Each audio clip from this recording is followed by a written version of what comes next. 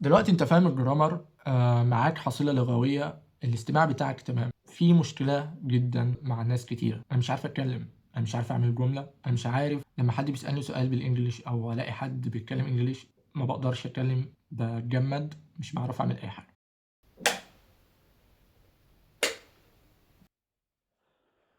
بسم الله. ايه الاخبار؟ عاملين ايه؟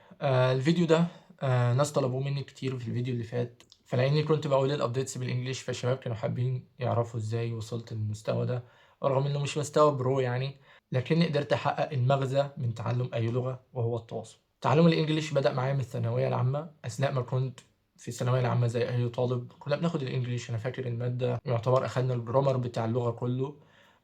ففي الوقت ده أنا قررت إني أتعلم الإنجليش كلغة، مش مجرد مادة علشان أحصل درجات وأعديها وأجيب درجة. فبدأت أتعامل مع المادة بالطريقة ديت، إن أنا بتعلم لغة مش بتعلم مادة علشان أجيب درجات. أنا فاكر أخدنا الجرامر بتاع اللغة كله لدرجة أنا بقيت فاهمه فعلا.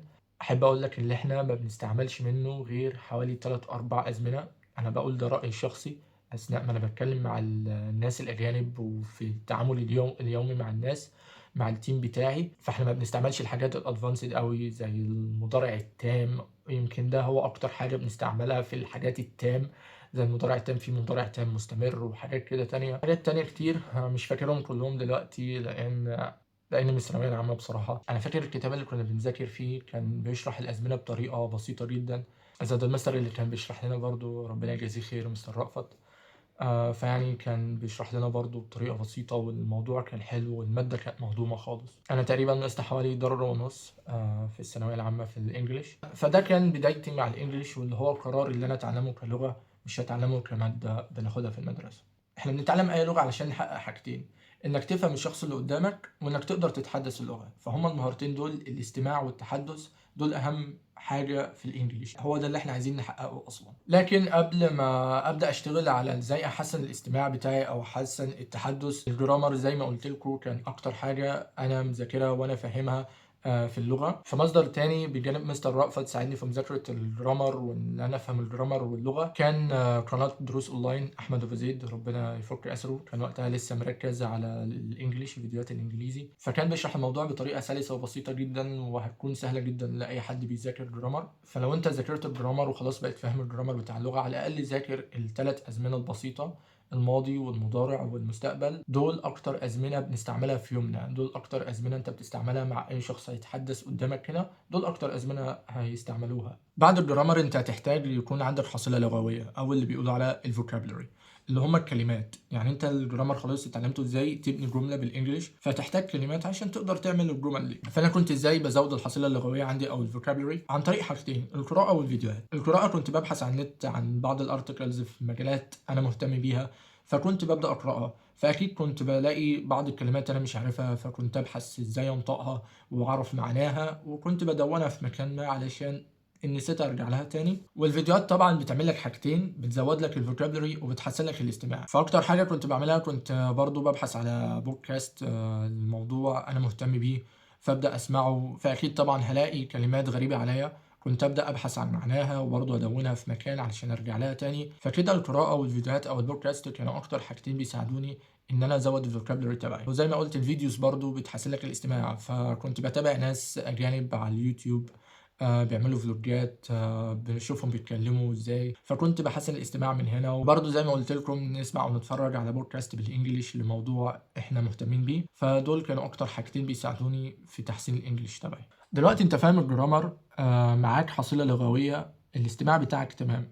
في مشكلة جدا عويصة مع ناس كتيرة، انا مش عارف اتكلم، انا مش عارف اعمل جملة، انا مش عارف لما حد بيسألني سؤال بالانجليش او الاقي حد بيتكلم انجليش ما بقدرش اتكلم، بتجمد، مش بعرف اعمل اي حاجه. مش هضحك عليك واقول لك ان انا ما كنتش كده خالص، اكيد انا كنت كده في وقت من الاوقات. بس ازاي اتخلصت من المشكله ديت وعالجتها؟ الموضوع سهل جدا. اعمل اللي انا بعمله دلوقتي: افتح الكاميرا، اتكلم مع نفسك بالانجلش، احكي يومك، اسال نفسك اسئله وجاوب عليها. ده اللي انا كنت بعمله، يعني مش بخترع، ده اللي انا كنت بعمله، انا مش بخترع ومش بقول حاجه جديده. انت لازم تعود لسانك، لازم تعود لسانك ان انت بتتكلم انجليش. يعني كان عندنا دكتوره في الكليه كانت اسمها دكتوره معي، كنا بناخد مادة ما لهاش علاقة بالمجال تبعنا أوي، يعني هي كانت اسمها technical writing. كانوا بيعلمونا إزاي نكتب أبحاث، نكتب حاجة technical، يعني تكتب بالإنجليش، يعني تكتب حاجة بالإنجليش كده، بحث article أيًا كان. فأنا فاكر في محاضرتها كان لازمًا نتكلم بالإنجليش، ما حدش يتكلم بالعربي، هتسأل سؤال بالإنجليش، تسألك سؤال تجاوب عليها بالإنجليش، المحاضرة كلها بالإنجليش. فكانت بتقول لنا جملة على طول use it or lose it، استعمله أو اخسره، استفيد منه أو اخسره. إيه هو؟ لسانك، الإنجليش اللي عندك، لازمًا تعلّم لسانك ينطق إنجليش، فلازمًا تستعمله. اغلط، ما فيش مشاكل خالص تغلط، أنا باغلط لحد دلوقتي، الناس اللي باتكلم معاهم بيغلطوا، لإن هي مش لغتنا، يعني لإن هي مش لغتنا الأم، إحنا مش أجانب، إحنا مش English people علشان ما نغلطش لأ، أنا باغلط واللي باتكلم معاه بيغلط، لكن بنحقق الهدف من اللغة اللي هو التواصل. بنقدر نفهم بعض رغم الغلط بتاعنا، اللي أنت قُلته غلط ممكن هو يصلّح لك، ممكن يقول نفس الجملة بتاعتك اللي أنت قُلتها غلط بالطريقة الصح، فأنت بتتعلم منه أو هو برضه بيتعلم منك، فما تخافش خالص من الغلط، كُلّه بيغلط، والله العظيم كُلّه بيغلط، الأجانب بيغلطوا والعرب بيغلطوا، كُلّه بيغلط. فأنت حاول بس تخلص من الرهبة بتاعة إنك تتكلم إنجليزي قدّام حد، بإن أنت تتمرّن تتكلم إنجليزي مع نفسك، افتح الكاميرا وابدأ اتكلم. فبس كده يا شباب، الموضوع بسيط خالص، أظن قُلت كل حاجة. أكتر حاجتين أنا باعملهم إني باسمع فيديوز بالإنجليش، podcast بالإنجليش، وباقرأ مقالات، أو لو تقدر تقرأ كُتب برضه، لإن ده هيدّي لك حصيلة لغوية، هتلاقي بعض الكلمات أنت مش عارفها تتعلمها، هتشوف الجُمل متركبة ومعمولة قدّامك فهتتعلم منها، زائد إنك تتكلم إنجليش مع نفسك لحد ما تلاقي حد تتكلم معاه إنجليش، وبس كده. السلام عليكم. I am sorry. I am sorry I don't speaking English very good. But I am speaking English 50-50.